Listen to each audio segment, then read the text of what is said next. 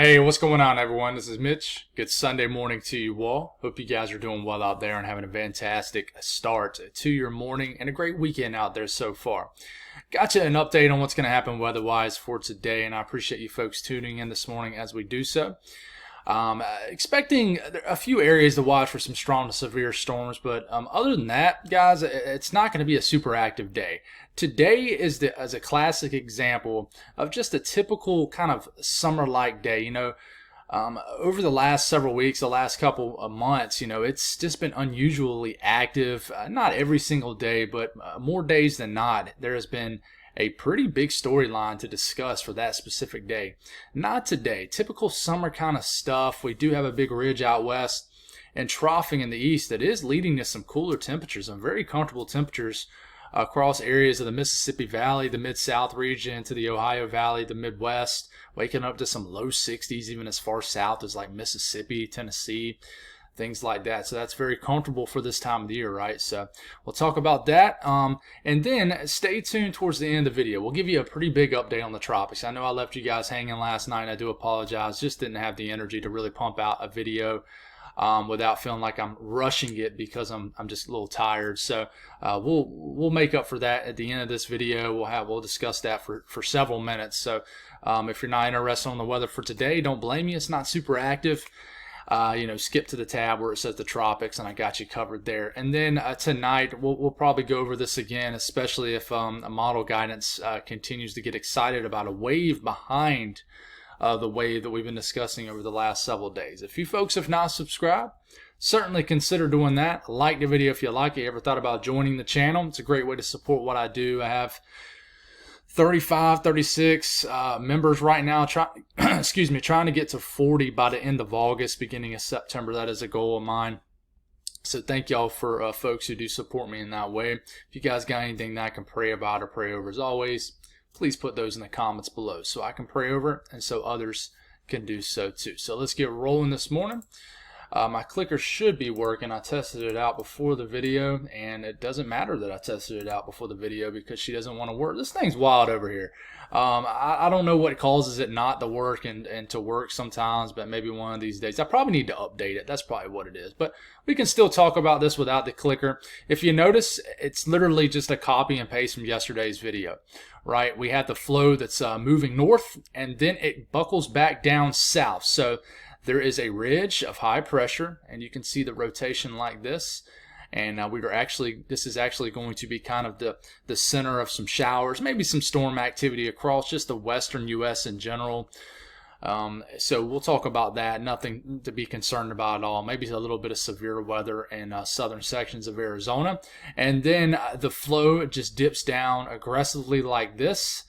And then we have a stalled frontal boundary. And everybody north of this boundary, like northern Mississippi, areas of Arkansas, Tennessee for sure, points north, waking up to some pretty comfortable conditions and some lower dew points. Not low dew points by any means, but dew points in the low 60s, maybe some 50s out there. So you're waking up to a pretty pleasant summer morning across these areas of the country. But once you get south of this boundary, which is right into here, you get into some moist tropical air and dew points well into the 70s and just a typical summer kind of morning. Even some nice conditions in like northeast Texas. You're waking up to a relieving morning compared to what you've dealt with all summer. So basically, everybody in the eastern U.S., we're going to watch a weak low pressure right here in North Florida. That is going to kind of be the spark, if you will, of numerous showers and storms across areas of especially South Carolina, but Georgia and into North Carolina today. I think it's going to be a pretty stormy Sunday afternoon. But I want to show this really quick. This shows it well. The blue is lower heights. The orange colors right over here, this is higher heights. So this symbolizes a ridge that builds up into here, and then it dips down here. This is troughing. Just think of this as like a cold front. Okay, normally this is associated with some kind of weather system or just lower temperatures. And this is for right now, Sunday morning, based off the GFS, and this is just a classic, almost like a positive PNA, which basically means there's ridging in the west, troughing in the east. You love to see this in the winter. This is what you love to see it if you want a chance for winter weather in the eastern U.S. And guys, a full warning, when we get into winter, I do speak I do speak as if I want winter weather to happen in the winter. So if you're not a winter weather fan, just note, I live here in the South, and winter weather is by far my most favorite weather to talk about. And when there's a chance of snow down here in the South, I get very, very excited. For people who's been tuning in since around the January 2022 range, you guys know. But as far as what's falling out there in the country, it's not super active. There's an area kind of disorganized showers, maybe a rumble of thunder up here in the Dakotas, area of rain here in southwest Michigan and northern areas and northwest areas of Indiana. You got some kind of Gulf Coast huggers down here along the coast of Louisiana, especially the panhandle of Florida. This will continue to surge eastward and probably bring a lot of rain to the Big Bend areas of Florida. Some showers in southern areas of Arizona and New Mexico. Ooh, my tummy is rumbling. I am hungry. I'm sure you can't hear it in the video, but it was very loud just now. But the panhandle of Texas, a little bit of storm activity ongoing. But outside of that, guys, nothing severe warned, no flash flood warnings. It's pretty quiet. Storm Prediction Center, there's, 4 little areas to watch. I would say if there's one area that's going to be not as concerning necessarily, but more widespread than the other, I would say it's right here in my neck of the woods. I live here in central South Carolina. I would say, areas of the Sand Hills, the Piedmont of North Carolina, South Carolina, the entire state, and then areas of eastern Georgia. South Carolina, I do think we're going to have widely scattered showers and storms. Not all of them will be severe, but I do think it's going to be a stormy Sunday afternoon. We'll watch this little area right into here for some showers and storms. Some of which could be severe, level 1 out of 5 risk, marginal. We'll watch up here in the far northwest corner of Minnesota, and then the northeast corner of North Dakota. And then we'll watch areas like Phoenix, Tucson here in Arizona today. Some of these storms could reach severe limits. But, for example, in Florida, I think it's going to be quite stormy today, especially in North Florida. But just a general risk of thunderstorms. So just because you don't have a marginal risk, that doesn't mean that you have a significantly less chance of showers and storms. It's not the way it works. This just goes off what the confidence is on severe storms. So no real point in going through all this. Tornado threat's really low. Wind threat, hail threat, just basic 5% risk out here. I don't have the excessive rainfall outlook up just because everything's at marginal or lower. So nothing too concerning. But check this out. It's a nice thing to see, right? Especially for you folks in Texas, Louisiana, Arkansas, even Mississippi, Oklahoma. Heat advisories has been shunted down all the way to South Texas. And unfortunately, the southern half of the peninsula of Florida is going to be very hot and humid. And that's because we have this stalled frontal boundary right in here. And everything north of this and along this, it's going to be hot. It's just that time of the year where cold fronts don't do a whole lot of anything. But they do knock the temperatures down, 5-6 degrees, if that. And just throws in a touch of lower humidity. Not a lot, but a little bit of lower humidity. So it's enough to, people like me that, really focuses in like hypersensitive to the weather. I can notice a difference. But it's going to be a lot more comfortable across areas of the Mid-South, even areas of the kind of the northern Deep South region, the Southeast today. Temperatures, speaking of temperatures, and let's go on to get an update on this, if it'll come in quickly for us. This is temperatures right now across the Southeast. This does, show areas of the Ohio Valley. Warm, typical summer July morning across the southern sections of Mississippi, Georgia, low country, South Carolina, of course, Florida. Barely can get below 80 degrees this time of the year in certain areas, but especially along the coastal regions, but Louisiana. But once you get into northern Alabama, northern Mississippi, even North Georgia, especially Tennessee, Arkansas, Kentucky. The northern half of Mississippi waking up to temperatures in the 60s, mid 60s, even some low 60s, into western Tennessee, northern Mississippi. So it's very comfortable out here for this time of the year. And then you're waking up to some low 60s and upper 50s in Ohio, Indiana. It's probably a nice morning in the mountains of the Appalachians. So it's very comfortable. Even in northern North Carolina, especially Virginia, waking up to the 60s, it's a pretty comfortable July morning. So let's talk about the weather as far as what's going to happen today. And really all the weather is going to be confined to the immediate Gulf coastline and maybe about an hour inland. Very stormy look here in North Florida. And then I think we're going to get widespread showers and storms that could develop as far north as maybe Southwest Virginia. Could get some storm action, but I think South Carolina will be a big target today, especially for any strong to severe storms. I wouldn't be surprised if we get a couple storms out there that might have a little bit of a spin to it. But as of now, tornado threat is below 2%, but that doesn't mean that it's non-existent. So the deep south today, stalled frontal boundary will keep everybody up here in northern Alabama, Mississippi, Arkansas, Tennessee, for the most part dry. We'll stop it right here. It's around 1 to 2 p.m. A lot of storm action along the immediate Gulf coastline, Louisiana, Gulfport, down to Mobile, same cities always mentioned down here, maybe as far north as Montgomery. These will cruise across these regions, probably a pretty stormy afternoon, maybe early evening if you're vacationing along the Gulf coastline. These will make their way across the panhandle of Florida, and then I think will diminish by the time we get into the overnight hours. Not a whole lot, but I think it could be quite stormy in this area right here, as you already have a lot of storm activity right here in kind of the northeast corner of the Gulf of Mexico. We make it all the way down, make it to about 1 to 3 p.m. Heavy storm activity. Some of these could be strong and severe, but I think these could produce a lot of heavy rain, frequent lightning, some gusty winds, maybe some small hail. But man, if you live along the Big Bend areas of Florida, even into Gainesville, eventually make it into the Jacksonville area, and you could get some big storms along the eastern coast of Florida too. But I really think this area right into here is going to get a lot of storm action, panhandle too, but I think a lot of rain could fall over the next 24 hours. And this only takes us about to 11 p.m. But this is rainfall between now and the next 24 hours. And this, the Big Bend areas of Florida, if you will.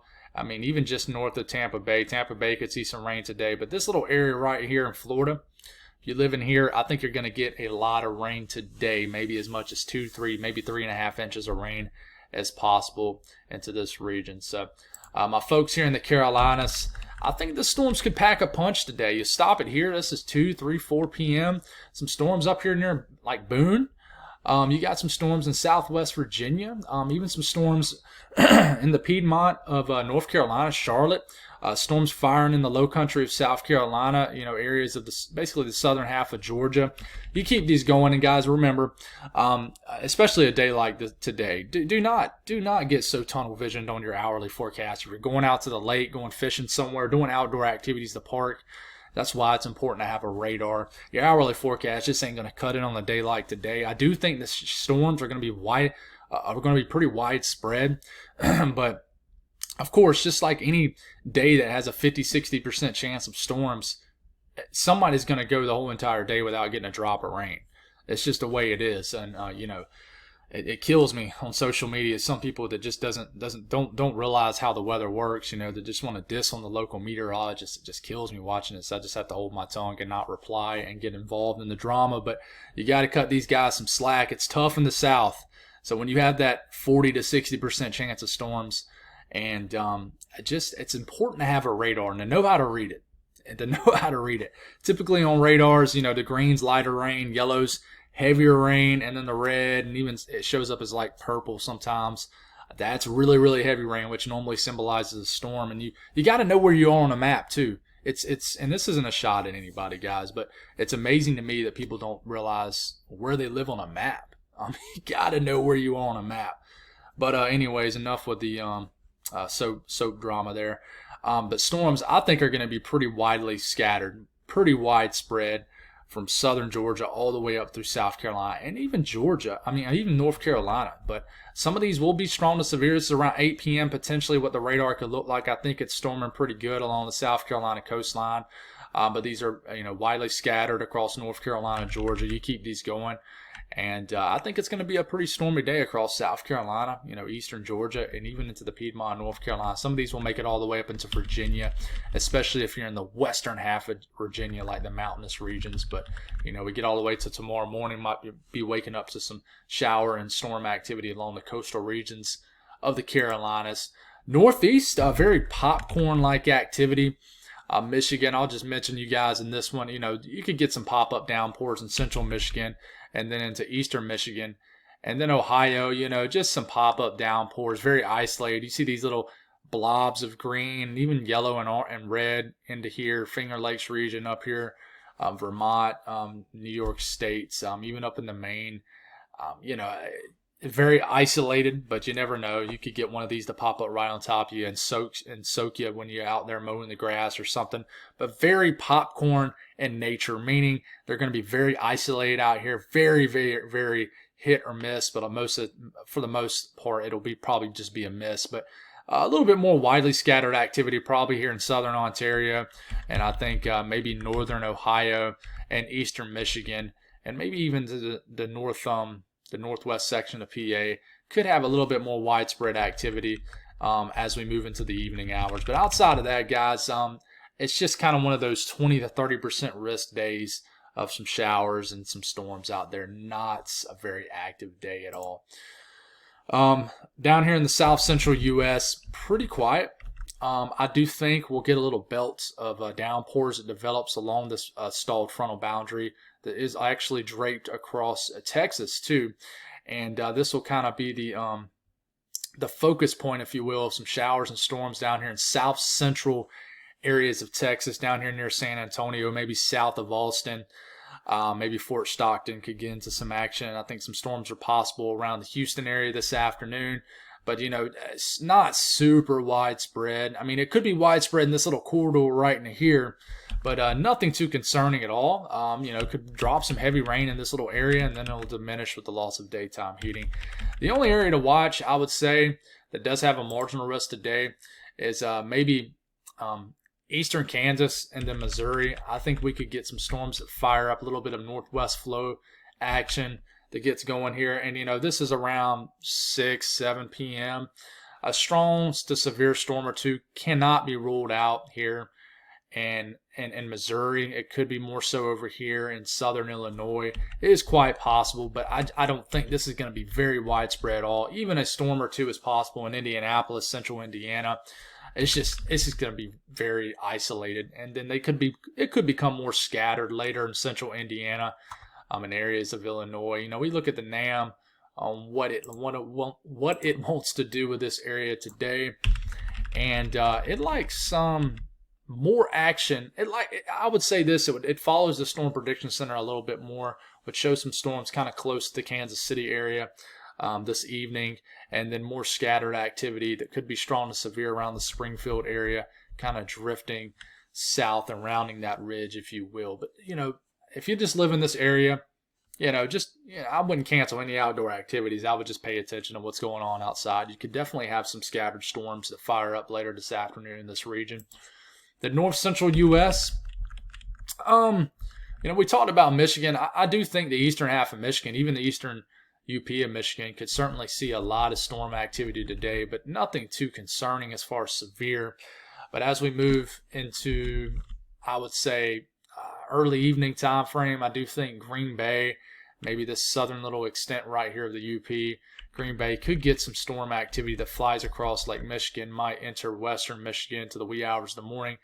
But I think for the most part, it's pretty quiet. There is a marginal risk up here in North Dakota, Minnesota. You could get some storm activity up here, and then some showers and storms if possible in eastern areas of South Dakota, even eastern Nebraska. But I think it could become more organized as we get and wake up tomorrow morning in these regions right into here, western Iowa, southwest Minnesota, and then eastern areas of Nebraska. We'll watch for this. It happens every once in a while. There you go, a little sneeze. I thank y'all for anybody who said bless you. I appreciate that. North Dakota, oh man, let's see.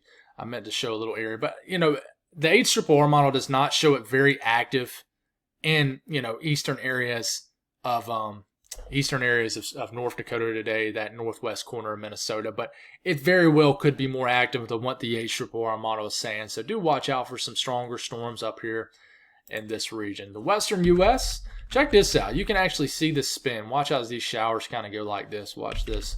See a little spin out there? That is, it's rounding around that high pressure out here, and everything rotates around that. So I think some showers could form. In Arizona, even southern, maybe you can get a shower, maybe even a storm in Las Vegas today.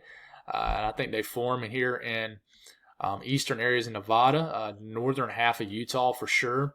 And then I think they could move their way into southern southwest Montana, eastern areas of Idaho, even some showers into western Wyoming. Outside of that, not a whole lot. Definitely a day to pay attention to your local people. But, you stop it here. This is around 4 p.m.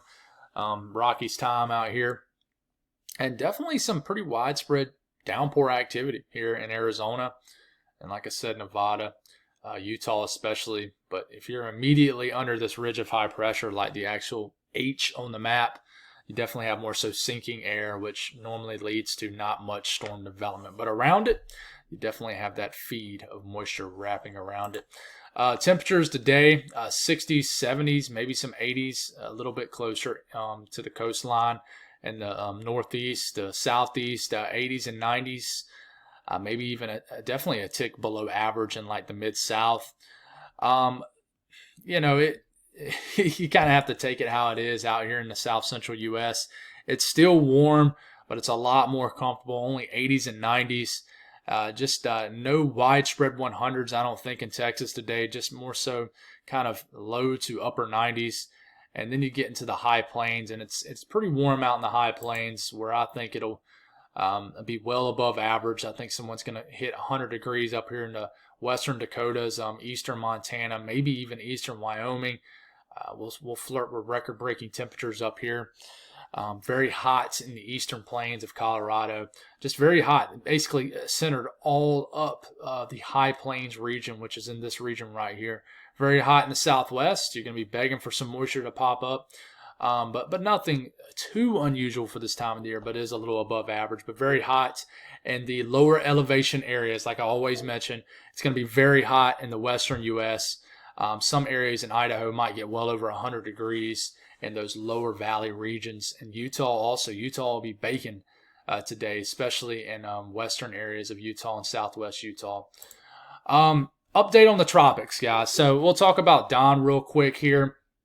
And Don, for now, is back down to a tropical storm. It's a 65-mile-per-hour tropical storm. It hit hurricane status yesterday p.m. It was our first technical hurricane of the 2023 hurricane season. It was Hurricane Don. So Don, flexed its guns right before its demise, which it will meet probably early to midway this week. But Don is still a 65-mile-per-hour storm, and Don was looking pretty good yesterday. It looked like an all-out hurricane, but it's starting to pick up some forward speed, racing off to the north-northeast at about 16 miles per hour, and we will finally wave goodbye to old Don out here, who's been drunk for about 10 days. But Invest 95L, which is, this really jumped up. It jumped all the way up as high as a 70% risk of development to a tropical depression Friday, I believe. Friday. It has now since moved to a 40% risk of development within the next 7 days. And and this isn't a knock at a National Hurricane Center, but I always like to give my own opinions here. I really think that the National Hurricane Center really bumped this a little. I kind of mentioned this a couple days ago too. I think they just kind of bumped it up a little bit too high, too fast. If it was me, I would have bumped it to probably like a 50 to 60% risk. But it was looking pretty good. It had a nice looking low level circulation, and it still does, but it's completely exposed to dry air. And we'll talk about that here in a second. But it still has a 40% risk to develop. And it could develop, guys. It really could. It's got a pretty low shear environment, but there's a lot of dry air around. And typically around this area, there's a lot of high shear. Typically we have like an upper level low, what we call a tut, which comes down here and basically whiplashes this area with a lot of high shear. But 95L still has a 40% risk to develop in general. And then in the next 2 days, let's see what it has. Just a 30% risk of development. So we'll continue to watch this, and we might have an update from the 8 a.m. update, which we don't. So it might drop it. It might drop it to a 30% risk. It might keep it the same. But we take a look at 95L, which isn't dubbed anything, no tropical depression, no name storm. Emily's our next name. So you see these little blocks up here that symbolizes what colors you're seeing. The black, what you see all right in here, and if you don't know where we are, we're in the the Western Tropical Atlantic. The Lesser Antilles here, Puerto Rico right in here, and this is northern South America. So I like to call this North Africa some reason. I get my continents mixed up, I guess. I guess I'm the one that needs to know where we're located geographically. But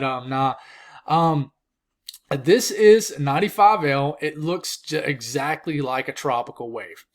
And, it's doing its thing. It's fighting off this dry air as much as it can. It's leaving behind a little bit of some moist air, but not a lot. Right here, this is moist upper levels, okay? And then this area in blue, this is moist mid levels. And then the red symbolizes high, deep clouds, which we don't really have much of that right now. But there is, like I said, there's a lot of dry air on top of this system, and that's why ultimately it's been struggling. So it's had just about everything else with it that could help it for development. You got the high sea surface temperatures well above average, pretty low shear. It's just the dry air. It's just been ridiculous on this system, a lot of stress on the system. And you look at the entire Atlantic Basin, and there's a lot of dry air right here on top of this belt of kind of moist air right here, of the showers and storms, okay? Which, we typically start to see this a lot more this time of the year, especially into August, and this is typically where we can get those, what we call main development region tropical systems. But a lot of dry air on this deep black color right here, that's on top of this kind of belt of moist air. But for now, we're going to watch 95L. For now, the chances have dropped for development. It's this region right in here, this huge, broad moisture field right here, right off the coast of North Africa that we watch next. Okay? And is this going to develop? What we do know is 95L is leaving a trail of moisture behind it. Sometimes these first tropical waves almost act as like a sacrifice for the one behind it. Leaves a little bit of moist air right in here, and it certainly is. But regardless, this has its own huge moisture bubble right here, very broad area of moisture, showers and storms embedded into this. So it's somewhat protected from all this dry air right in here as of now. So this is the next thing we watch, is a wave right in here that as of right now, the National Hurricane Center does not have anything dubbed right now for an area to watch, is what I'm trying to say. Kind of like what we have for 95L right now, which is Invest. But we will watch this. The GFS, which is always very aggressive, takes this area right here and watch what it does. And you can also watch what this does too. And this just kind of maintains kind of a tropical wave right in here, brings some showers and storms into the Lesser and Greater Antilles. But watch what this does. As we get into midweek, late this week, here's a low pressure as we get into about 5 days out from today. And then it has this thing moving pretty fast too. By the time we're about a week out from right now, it has a tropical storm inching close to the Lesser Antilles. Now I'm going to stop it right here. I know a lot of people want me to keep going, but I'm not, because the GFS is terrible in the long range when it comes to tropical systems. But if I was to keep it going, it would show a hurricane hitting South Florida. But this goes about 8 days out, which is already too far out. And it does have this system making the track across the main development region and developing into something, which would be Emily, if 95L doesn't develop in the Caribbean or anytime soon. Okay, so the latest GFS has it. Now, the European, okay, same thing with the potential right in here, just a blob of showers and storms, and then it just completely dissipates into the Caribbean. But here's this L right here. This is getting into Wednesday morning. The L disappears, but you still got this blob of moisture right here in the main development region. This continues. There is a vortice in here, piece of energy that is here that you can't see just because you just have a blob of green. But there is a vortice here, which symbolizes some sort of maybe broad, elongated circulation out here. And this enters the Lesser Antilles region and just maintains just kind of a tropical wave. And what I'm trying to say is that it never develops on the latest operational run. But I will mention, Okay, this is 95L right now. Notice a very low moisture around this. You see the light green colors around this, but there's a lot of this brown, which is dry air in front of it, on top of it, trying to get behind it, just basically trying to invade it.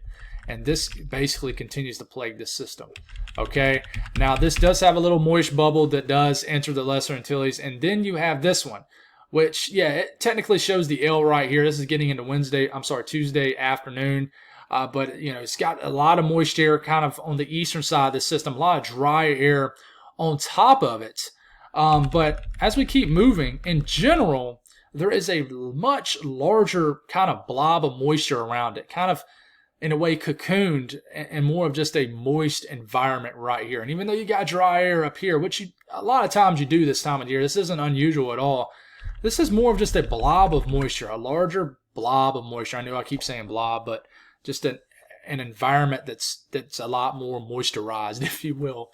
So that's something to watch, because I can tell you, we don't know exactly shear-wise what it's going to be like in this environment going forward. We can only look in models, but that doesn't tell exactly what it's going to happen. That's just model guidance. But what we do know is the sea surface temperatures support tropical development.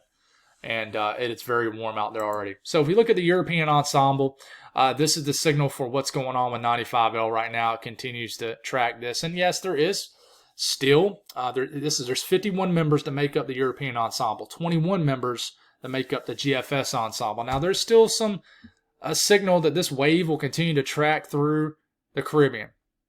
But I can tell you, this is the wave behind it, okay, which continues to develop. And there's a decent signal, and we'll actually close in on this and see how many members there is. There's a pretty decent signal. It's 1, 2, 3, 4, 5, 6, 7, 8, 9, 10, 11, 12, 13, 14, 15, 16, 17, 18, 19. I'm not sure if I counted this, but you know, let's might as well just say around 20 members out of 51. What is that, like 40% of the members? There's 40%. Of these runs do show members that support some kind of tropical system development. I keep saying developing over the next week. So we will watch this and see what happens here, and we will keep you guys aware. I can tell you, the main reason I don't like talking on this to death is exactly what happened with 95L. You talk on it too much and you show these individual model runs, which shows threatening scenarios, and then the next day or 12 hours later, it's not showing anything, and then the National Hurricane Center drops it. That's why I just kind of back up, you know, and I just kind of let things kind of do its thing, and then I'll start to talk about it a little bit more. In the past, I haven't done that, and I've talked on things to death. So, you know, I don't want to sound the hype alarm on things, I guess is what I'm trying to say. But we'll watch this way behind what is 95L, which is getting a little bit closer to the Lesser Antilles. That's all I got. God bless all y'all. Have a great day, and I'll talk to you soon.